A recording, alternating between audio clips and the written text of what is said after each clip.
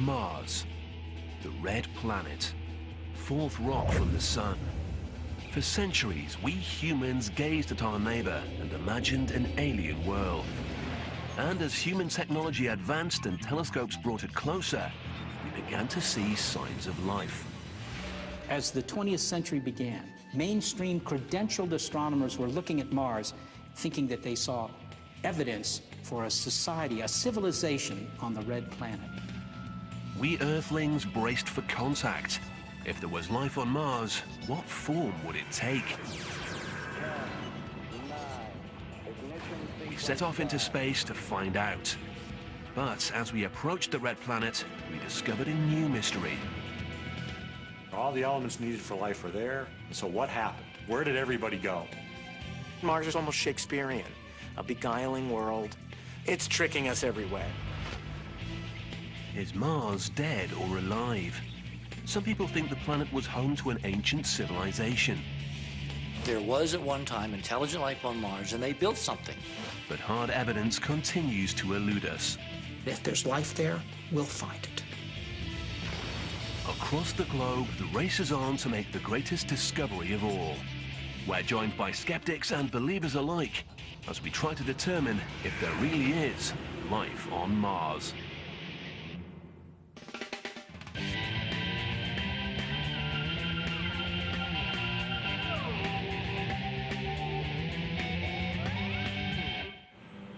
Should anyone be planning a trip to the planet Mars, here are a few travel tips you might like to consider in order to make your journey as comfortable as possible.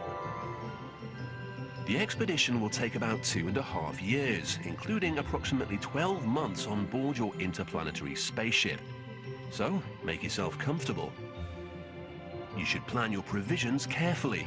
You'll need to bring plenty of water because at this time there's no liquid H2O anywhere on the planet's surface. You'll also need an effective spacesuit and a sufficient supply of breathable air.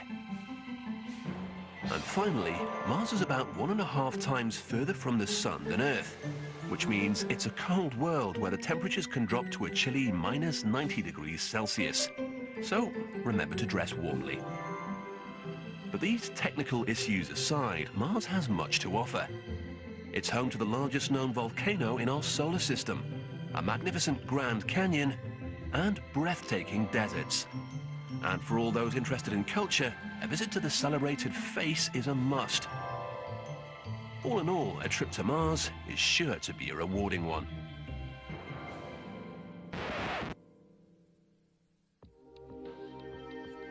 In fact, without ever stepping foot on Mars, we know a lot about this distant planet. But what we don't know is whether or not it contains life. When the first astronauts eventually do arrive on Mars, who or what will they find? Will aliens be there to greet them? Or will there be nothing at all?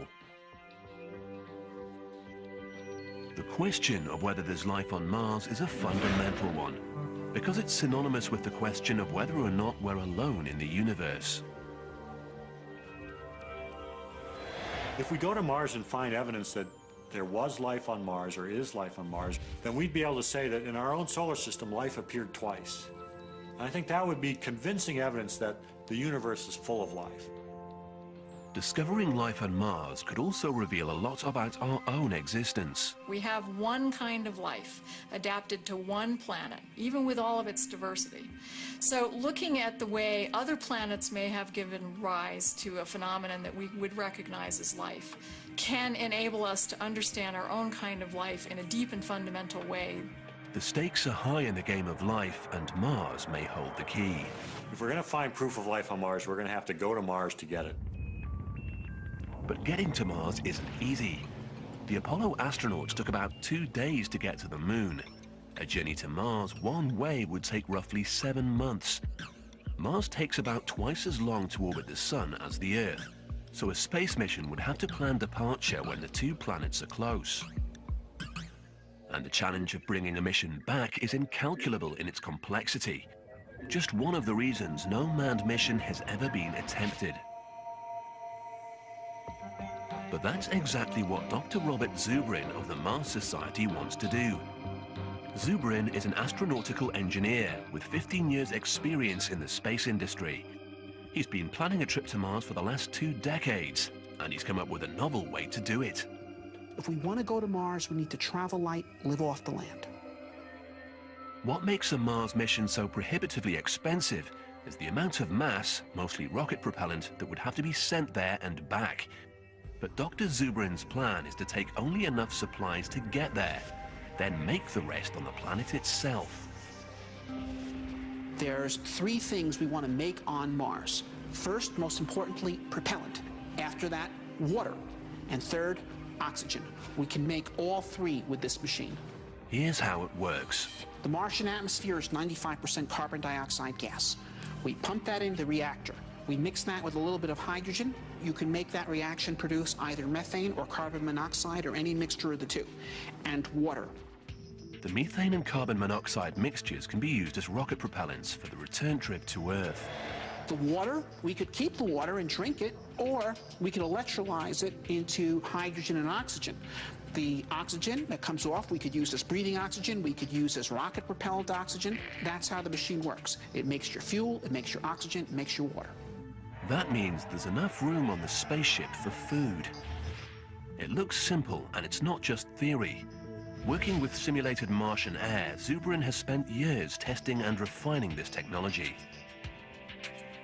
This is a subscale methane, carbon monoxide, oxygen rocket engine. It all works. It works great. These are great propellants. We start them right up with a spark plug time after time.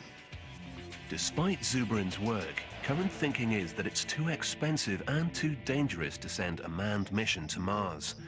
Instead, the international space community has deployed a range of unmanned robotic explorers on and around the planet. But Zubrin points out that using robots to do field research leaves a lot to be desired. Okay, we can send robots to Mars, and I support sending robots to Mars. I think we ought to send a lot more robots to Mars. Okay, robots can make all kinds of discoveries. They can give us all kinds of data. They can image the surface of the planet and possibly identify interesting targets for exploration. But they won't tell us the answers that we need to know. They won't tell us if there's life on Mars. So what does Zubrin think about the possibility of life? I think that a naturalistic view of the universe would suggest that the Earth is not special, and that if life can evolve here, it could evolve elsewhere where environmental conditions are similar. And if there's life there, we'll find it. But there could be an easier way to find out. In fact, the answer could already be right here on Earth. Every year, hundreds, maybe even thousands of aliens come to our planet. Most arrive quietly and go unnoticed, but some enter the atmosphere in a blaze of glory. These aliens are meteorites. For centuries, these rocks from the sky were treated as curiosities and often ended up in local museums or private collections. But the information meteorites contain is so valuable that these days the scientific community sends search parties to find them. Meteorites fall randomly all over the Earth, but one of the most popular hunting grounds is Antarctica. Every year, scores of scientists risk their lives and head to the frozen continent. There, they conduct systematic grid searches of the icy landscape, looking for telltale dark shapes against the blue-white of the ice. It was on an expedition such as this that one particular meteorite was found, one that shook the scientific community to its core. The Discovery team sent it to a special facility at the Johnson Space Center in Houston, where NASA keeps its aliens. This is 84001, also known as the Allen Hills meteorite. The strange green rock was kept under strict quarantine. It was processed, examined, and rigorously interrogated for information about its home world. And although it took 10 years, investigators finally learned the truth. This rock came from Mars, and it had a secret to tell.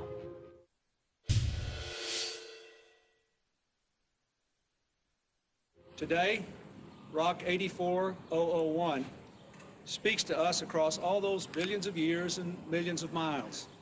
It speaks of the possibility of life. The best evidence of life on Mars may not be hidden deep within alien rock at all. There are some people who believe that a vital clue is staring us right in the face. Richard Hoagland has dedicated his life to examining imagery transmitted to Earth from various Mars orbiters, surveillance systems that have circled the red planet for over 30 years. In the first pictures that the 1976 Viking orbiters sent back from the planet's surface, Hoagland saw something incredible. I looked at this and it was like, oh my God. This thing had symmetry, it had proportion, it looked like a statue. Hoagland is referring to this remarkable image, a face-like structure the size of several city blocks. And that's not all Hoagland thought he saw. There were other structures surrounding the icon, eroded by time, that resembled the ruins of a monumental city. It looked eerily like an aerial photograph taken flying over Giza, looking down at the pyramids on the Giza Plateau. It looked like a ceremonial complex built by somebody with a huge sphinx-like creature staring up into space from the sands of Mars at the telescope orbiting 1,000 miles overhead. Somebody was down there, and they cared enough to leave the very best. Over the years, Hoagland's theory has raised a few eyebrows. But did life on Mars really exist? Was there once an ancient civilization of alien life forms? And if so, where did they go? The idea that Mars was occupied by a race of intelligent extraterrestrials came not from science fiction, but science fact. In the early days of humankind, Mars burned faintly red in the night sky, leading some to equate it with a mighty god, naturally, the god of war. But then astrologers, using a new contraption called the telescope, determined that some of the lights in the sky could in fact be planets, much like our own. And that meant there might be other civilizations and other life forms out there. The reason Mars became the star attraction was thanks to an Italian astronomer named Giovanni Schiaparelli. In 1877, Schiaparelli trained his telescope on the Martian surface and observed the existence of what he called canali. By this, he meant natural channels, but due to an unfortunate translation, channels became canals, which implied man-made structures. The word canal, now applied to Mars, immediately sparked the public imagination. If there were canals on Mars, especially ones big enough to be seen from Earth, then extremely intelligent beings must have built them. The rumor was dramatically compounded by an American astronomer named Percival Lowell. Lowell was a highly respected man of good society who had a profound love of astronomy. He developed a fascination with the canals of Mars and would sit up through the night observing the red planet. And what Lowell thought he saw there was a dying world crisscrossed by constructed waterways. Perhaps, he wrote, creatures short on water have built an irrigation system that circled the planet. By the turn of the 20th century, the idea that Mars was occupied had been taken up by mainstream media. In 1911, the New York Times proclaimed, "Martians build 2 immense canals in 2 years." Martian civilization was generally perceived as being more advanced than ours. But each Earth-bound nation also projected onto Martian society the visions and fears of its own future. In this 1924 movie from Russia, for example, Mars was portrayed as going through a proletariat revolution and ending up successfully communist. But many people thought that Mars was dying, and some believed it was only a matter of time before the Martians would try to contact us. In fact, some people thought they had, using another new technology. This is Seth Shostak. Go ahead, caller. Indeed. Radio. When those cameras Astronomer Seth opened up on Shostak lighters, explains. we didn't see anything except what looked It like goes right back to those early radio pioneers, and none so directly as to Nikola Tesla. One of the most brilliant electrical engineers of all time, Nikola Tesla was the first person to claim that someone from beyond this planet was trying to get our attention. In 1899, Tesla was experimenting with an electric invention that essentially acted as a large antenna when he noted something strange. Repetitive signals substantially different from those he'd noted from storms and general earth noise. And it's only natural to imagine that he would ascribe this to some sort of intelligent beings, because as far as Tesla knew, only transmitters could make radio sounds. So he naturally assumed that if he heard something, somebody was broadcasting it. Tesla was probably mistaken, as Shostak often gets to explain on his weekly radio show. Oh, that wasn't your question? Well, we don't know for sure what Tesla heard, but most likely it was something that we call whistlers. These are just distant thunderstorms, lightning discharges that produce natural radio waves that get distorted by the atmosphere as they propagate around the Earth and make a sound that kind of sounds like a whistle. Modern science may have an explanation for the signals, but in a way, Tesla was ahead of his time. The idea that you could send signals from one planet to another made sense and inspired subsequent radio enthusiasts to listen out for signals from outer space. But if there ever was a message, it seems we humans didn't get it. At which point, the Martians turned nasty. Ladies and gentlemen, we interrupt our program of dance music to bring you a special bulletin from the Intercontinental Radio News. In 1938, Mars attacked. In fact, it was an imaginative radio play based on the H.G. Wells book War of the Worlds. But many people believed it and thought that Earth was under imminent threat from aliens. And sure enough, Martians appeared from the skies and landed in our movie theaters. Although they came in a bewildering variety of shapes and sizes. They were armed with laser guns, vaporators, evaporators, death rays, and deadly kisses. They wanted gold, weapons, Earth women, and human blood. And they were very rarely friendly. Before long, real flying saucers were being reported everywhere, from San Francisco to Timbuktu. And the phenomenon of alien abductions was born. The world, it seemed, was crazy about extraterrestrials. But this leap in popular imagination actually paved the way for mankind to take a scientific leap. By the early 1960s, both Russia and the United States had successfully sent men into space, and that much closer to the communists of Mars. In fact, they only got as far as the moon, and there were no aliens there. But the fact remained that if we could make such a trip, then extraterrestrial life capable of interplanetary flight was at least a possibility. With improvements in technology, we eventually sent a robotic scout to Mars. The landing was a success. The robot touched down, the camera turned on, and we finally got a good look at the red planet. It wasn't what we expected. How disappointing after centuries of assumption that Mars was inhabited, that it had cities, it had canals, and the reality was that it was just this terrible, awful, dead-looking place. After years of speculation, it appeared that Mars was dead. But is this true?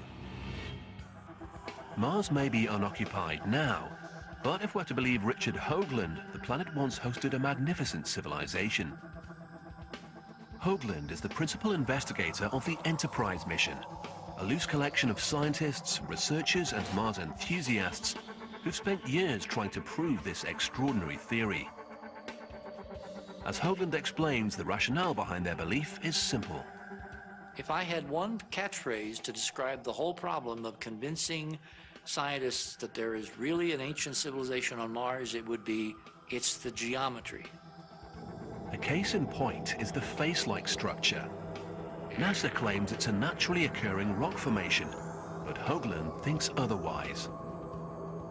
If you actually look at proportions, where the mouth is, where the nose is, where the eyes are, they conform to commonly accepted statues and representations of human forms that go back literally thousands of years. He's also found what he believes to be a highly complex geometric relationship between various structures centered around the face. Hoagland claims that the layout of this region, named Cydonia, is similar to what we see in ancient ceremonial complexes on Earth. There are alignments, there's parallelisms, there's right-angle rectilinearity. They also appear to have a specific geometric relationship to the face, to another massive structure down here, to other structures on the landscape. To prove his landscape theory, Hoagland and his colleagues have applied a series of computer image analysis programs, looking for things that don't seem to match the surrounding landscape. The face and a couple of other structures register as anomalies, which he claims implies they're artificial constructions. This is the real image, and this is the fractal representation. And again, it's the signal strength is basically the brightness. Strictly speaking, a computer will simply find what you program it to look for. It can't determine whether or not an artifact is natural. But Hoagland claims there are some things we can see for ourselves. This pyramid, for example, appears to have a perfect tetrahedral form with an accurate apex and sharp angles. This unquestionably had to be made by someone because nature does not produce this kind of structure. If we were to land someday, find the entrances to this thing, walk inside, because if the exterior is preserved in this extraordinarily pristine form, imagine what waits us on the inside. But if there was a civilization, what happened to it? That's where things get interesting, but that's where we obviously cross the line from science to speculation. We have no ground truth, unfortunately. Hoagland thinks that NASA hasn't investigated these claims because the government is hiding something. I believe there's a cover-up. Call it a conspiracy if you will, except they're not called conspiracies, they're called policies. According to Hoagland, it all goes back to an obscure Brookings Institution study commissioned by NASA and published in 1960. There is a section devoted to the implications of NASA's discovery of extraterrestrial life. And the document recommended that if we were to discover, i.e. NASA were to discover evidence of extraterrestrials, that it should be basically kept secret because it had the potential at the limit to destroy civilization. The argument appears to be that where one civilization comes into contact with another that's more technologically advanced, the first civilization's in trouble. So could the US government be covering up aliens to prevent a societal meltdown? In fact, all the Brookings report really suggested was that we should do more studies. Hardly sinister stuff. Seth Shostak also thinks that there's a fundamental flaw in Hoagland's cover-up theory. Well, doggone it, if the aliens are really here and they're really advanced and they're really malevolent, as they could conceivably be, then it really doesn't matter what the government does it? This is Bambi meets Godzilla, and Godzilla's going to win. Shostak himself works for an organization that operates on the assumption that not only is there life out there, some of it has technology. This is the Allen Telescope Array, built and operated by the University of California at Berkeley and the SETI Institute. SETI stands for the Search for Extraterrestrial Intelligence, and it's an entirely scientific operation manned by astrophysicists, engineers, and planetary scientists with one simple objective. It's really easy to send signals between the stars. That's the bottom line fact. There might be thousands, millions, or more societies that are sending information from one star system to the other. Why not look for it? SETI basically eavesdrops on the universe in an attempt to pick up a signal from outer space. To do this, SETI uses highly sensitive radio receivers that scan systematically through the billions of star systems in our universe. It's like scanning through your car radio dial as you drive, but on a cosmic scale. Now, what kind of signal are we looking for? We don't care. Looking for the message requires a different kind of technology that we haven't built and won't build until we find that they're on the air. We're just looking for a signal that tells us, hey, their transmitter switch is on. It may seem a bit like looking for a needle in a haystack, But astronomy has made enormous progress in identifying the stars and planets beyond our solar system. This, combined with ever-improving technology, allows SETI to search with more precision, and their motive is as old as mankind itself. We're trying to look for something that would show that, you know, we're part of a bigger picture. We're not just a little bit of chemistry run amok on this small little world tucked away in a corner of a nondescript galaxy in an enormous universe. So, has SETI ever made contact?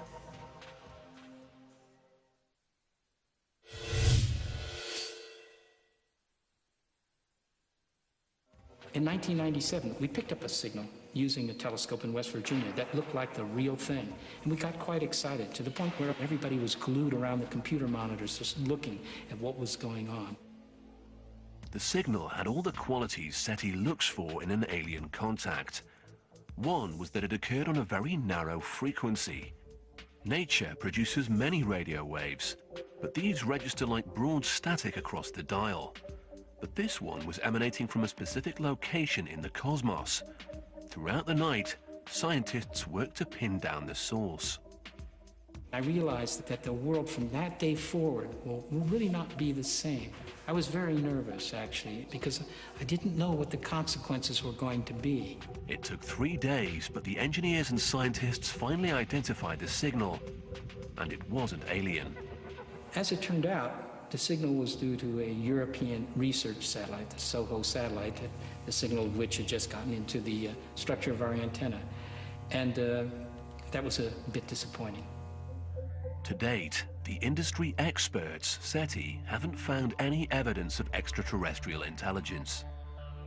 As of now, one thing you can say, and that is we have not conclusively proven the existence of any life, intelligent or not intelligent, beyond the bounds of Earth. So what does this mean for Mars? 30 years of remote observations so far appear to have done nothing but confirm that our nearest neighbor is dead. But the idea of life on Mars has begun to make a comeback, and it's all because of water. When NASA scientist Chris McKay saw the 1976 Viking images of a dry, barren Mars, he was intrigued. I remember the overwhelming impression I got was, the lights are on, but nobody's home.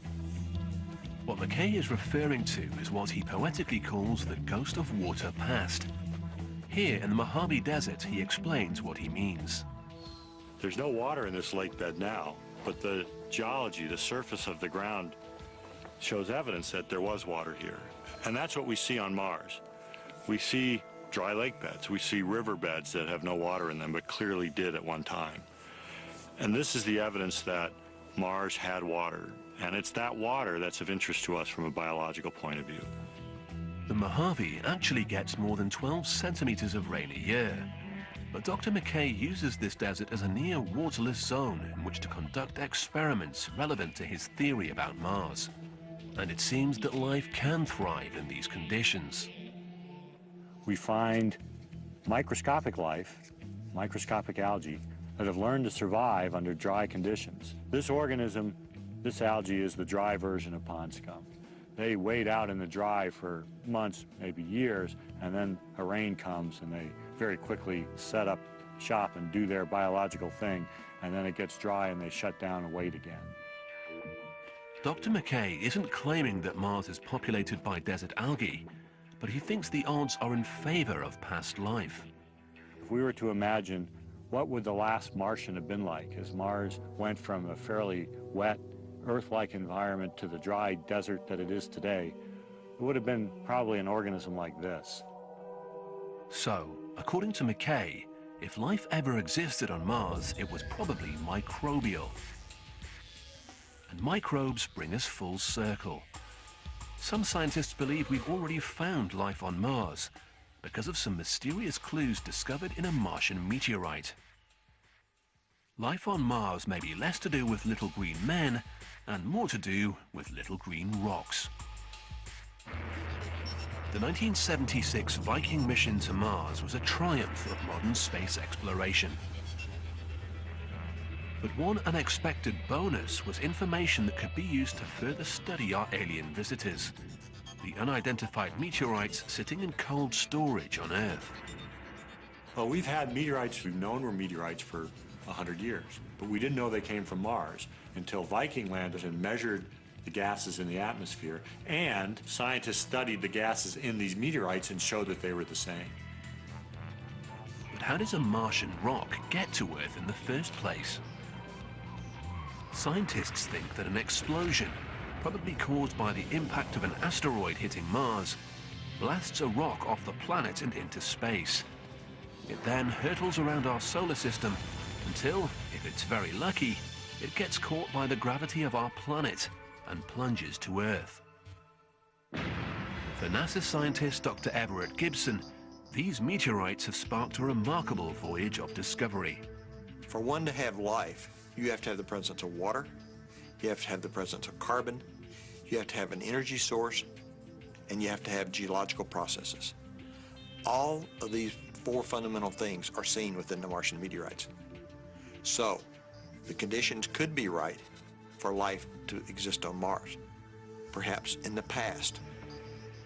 And it seemed that NASA was about to prove it, thanks to that odd little meteorite, 84001, from Mars.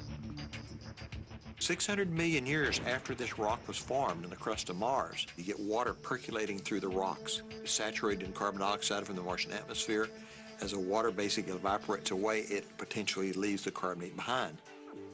The meteorite confirmed that Mars had once been wet, but there was more. The carbonates contain organic matter. The carbonates contained an iron oxide mineral, magnetite. Here on Earth, magnetite, essentially magnetic crystals, is often produced by microscopic life forms. The investigators then looked even closer using the most powerful microscope at their disposal and got an even bigger surprise. They saw what looked like minute worm-shaped structures. The scientists were elated, but cautious. We said one explanation could have been biology operating. Could have been the signatures of something like a life process. Was this all finally confirmation that there was life on Mars? From the moment they were first announced, the microbes have been controversial. Critics say that the carbonates, organic matter, and magnetite crystals can be explained through other non-life processes. And many people believe that the worm-like structures are actually clumps of a coating material used to examine the sample in the laboratory. Others point out that the rock could have been contaminated at any time during the thousands of years it was lying around here on Earth. But nonetheless, the possibility of ancient Martian bacteria has reinvigorated the theory of life on Mars. If, once upon a time, Mars had been warmer and wetter and had some early form of microbial life, did it survive, thrive, and grow up to build complex structures? It's a nice idea, but it seems unlikely, especially when you consider that conditions on Mars are dry, radioactive, and extremely cold. It's often suggested that surely nothing could survive in this hostile environment. But perhaps we've been underestimating the nature of microbial life. Astrobiologist Penny Boston is searching for life on Mars by dropping deep into this heart of darkness.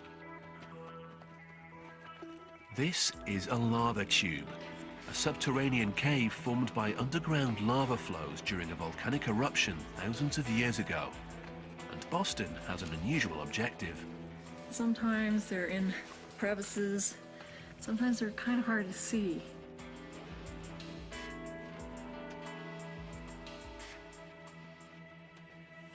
Ah, there's one. This is an extremophile. We're looking for what we astrobiologists call extremophiles in this environment, and that means that they're organisms that are living in very difficult conditions. In this particular case, these organisms are living in a very cold cave right around freezing. They are making their living without benefit of sunlight, and there's almost nothing to eat in this cave. In recent years, scientists have discovered tenacious microorganisms living in all forms of extreme environment. And if they can do it on Earth, why not on Mars? We think that Mars is covered with lava tubes. We believe that by looking at organisms that live in these extreme circumstances on Earth, we can learn a lot about what to look for on Mars, and that similar Martian organisms may be able to persist on Mars in places very similar to this lava tube. To find out, Dr. Boston has created her own little Mars environment biospheres. Essentially, she's exposing a range of microscopic Earth life forms to a variety of elements that can be expected on Mars. They have been subjected to Mars-like levels of high ultraviolet radiation and Mars-like temperature cycles. We have given them atmospheric compositions from very low levels of carbon dioxide with nothing else to perhaps 1/10 the density of Earth's atmosphere, and tested them under those conditions. So far, she's isolated 36 different strains of organism that thrive quite happily, meaning that in theory at least, life could survive the harsh conditions of Mars. But there's one problem. There's one thing for sure that we know, and that is that all forms of life on our planet require liquid water. We don't know if that's going to be true on other planets, but we think that where there's going to be life, there's going to have to be water. This simple fact has helped scientists in the 21st century refine the search for life on Mars into a comprehensive strategy. Dr. Jim Garvin is chief scientist at the Goddard Space Center and a veteran of NASA's Mars exploration program. NASA uses a term, follow the water. Following the history and record and abundance and inventory of water is a wonderful way to search for something as tough, perhaps elusive, as life. We already know that Mars was wet in its ancient past and has reservoirs of ice in its polar caps. But using remote sensing technology, NASA has found what could be evidence of a modern water cycle. We've discovered tens of thousands of hillside gullies that clearly released a fluid, likely liquid water, in the extremely recent geological past. Scientists have also discovered that Mars has a vast underground reservoir of ice, spanning about 30% of the planet. The reservoir of water under the surface may include liquid zones. They may be liquid under the ice caps, they may be liquid hundreds of meters deep, they may be liquid tens of meters deep. All that points to a modern liquid water cycle on Mars. Where there's water, there could be life. And when it comes to the question of life, Dr. Garvin is a believer. Absence of life in all senses of the word throughout time on Mars. Is that a possibility? I actually believe not. All the right building blocks, initial conditions, the same that we think persisted in early Earth, must have been at Mars. So, the tale of two planets. Where do they diverge? This is what drives the international space community to take aim at Mars. Over the past 30 years, dozens of unmanned missions have been launched. But the red planet has become something of a Bermuda Triangle, with roughly 2/3 of all missions ending in failure. Given the danger and high cost, plans for a manned mission have been delayed for decades. But Dr. Bob Zubrin refuses to let the dream go. NASA had plans to send people to Mars by 1981. Those plans were credible. We should have been on Mars a quarter century ago. Bob Zubrin is president of the Mars Society, a coalition of scientists from all walks of the international space community. The Society has been lobbying Congress, NASA, and the government for years, determined to keep Mars exploration on the radar screen. And Zubrin has been making his own preparations. The Mars Society has set up Mars analog habitation modules in the deserts of Utah and the remote landscape of Devon Island in Canada. What we're doing at these stations are really what someone would call operations research. We're trying to find out what field tactics and techniques would be most usefully applied on Mars, what technologies would be most useful to the crew. Zubrin has more in mind than a quick trip across space. He plans to colonize the planet. We're going to Mars because Mars is the planet that has on it the resources needed to support life, and therefore potentially someday human civilization. For Zubrin, Mars is the new frontier. Whether or not there has been life on Mars, whether or not there is life on Mars, there will be life on Mars. And it will be us. There's still the mystery of the pyramids. the supposed signatures of an ancient Martian civilization. What if the beings that built the face are coming back? Could the enigmatic face and the hills of Cydonia really be a calling card from a lost civilization? Ironically enough, we might pick up some clues at the World Science Fiction Convention in Southern California. We're not here to look for Martian monument builders. Rather, we've come to meet astronomer Phil Plait. Plait's mission is to provide participants with a healthy dose of science fact. And today, he's taking on the face of Mars. Just so we're clear on this, it's a rock that looks like a face. And it's not even that good of a face. It looks like he's got, I don't know. Phil Plait is the creator of Bad Astronomy, a website and book dedicated to exposing what he calls pseudoscience. And he thinks the solution to this Martian riddle is simple. There's a trait called pareidolia, and it is the tendency to see faces in random patterns, and we see this all the time. But whatever the reason, Phil Plait thinks we can't always trust the evidence of our own eyes. Our brains don't like random patterns. They want to find some sort of real pattern in the noise, in the randomness, even if it's not there. And so you can just take a collection of dots and you might see a head, or you might see Jesus in it. But that's just your brain trying to find a pattern desperately in something that is patternless.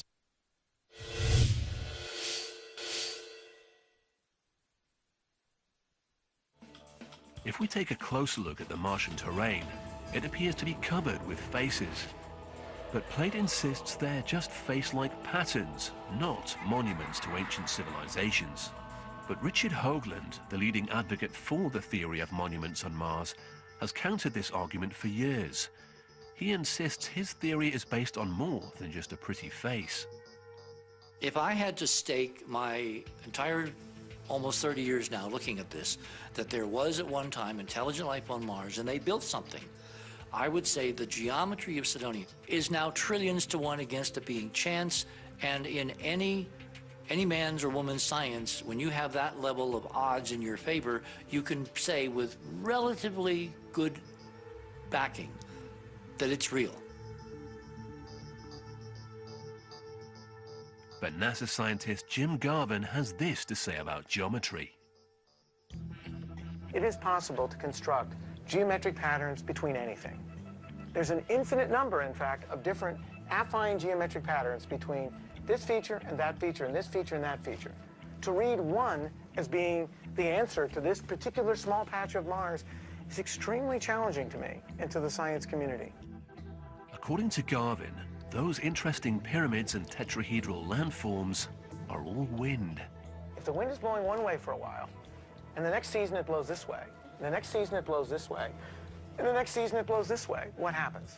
Over time, if that's the consistent pattern of the wind, sandblasting, in this case a hill about 10 blocks in scale, you can produce landforms that remind one of pyramids.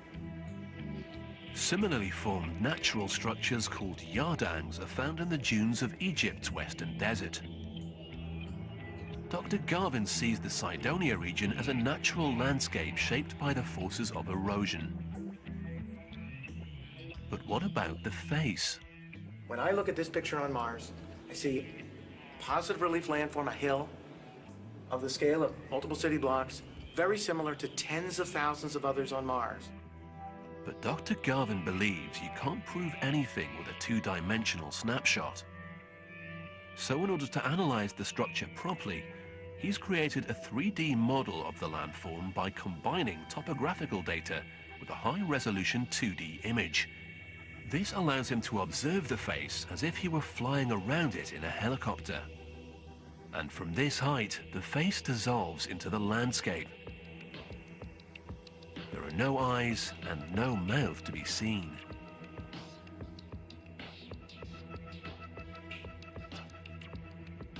There's a lot of different interesting ways to look at this feature. The simplest way is the natural way. And that's always worked well in science. Some people wonder why NASA doesn't just send one of its robots to investigate. But considering the enormous cost and the physical challenges of dropping a priceless asset such as a Mars rover, all targets need to be chosen with careful consideration on the basis of scientific priorities. Why would we consider this a first priority? And that's the question I leave you with. We're looking for our origins in the history of life in the universe. And there is no evidence that that has a bearing on that question today. Some people will continue to believe in the magic of ancient monuments, while others stick with the proven world of modern science. For centuries, the red planet has kept us guessing. I think odds are we won't find life. There's no evidence, so I'm not going to bet my house either way. The desire to know if there's life on Mars is so strong because it affects our own place in the universe. We live in space as small, minuscule amounts of the matter that is the bigger space. The more we understand the history of life in this solar system, in this universe, the more we understand our own life and our own destiny. It's been 30 years since a human last set foot in another world. If space exploration is to become a reality, not just of the past, but of our future, perhaps it's now time to set our sights on Mars. There's some moments in history where you have the capability of doing something important, and I think that this generation has the capability of finding out whether we're alone or not. It's something we all need to know. If we search the universe and we find no evidence of life, we should start taking seriously the possibility that life on Earth is unique, really unique, and that in a very real way, the contribution of Earth to the rest of the galaxy, to the rest of the universe, may be life itself. Perhaps even our worst Martian nightmare is better than finding out that we really are alone in the vastness of space. But if life does exist elsewhere in the universe, our best hope of finding it remains with the red planet, the remarkable neighbor that we call Mars.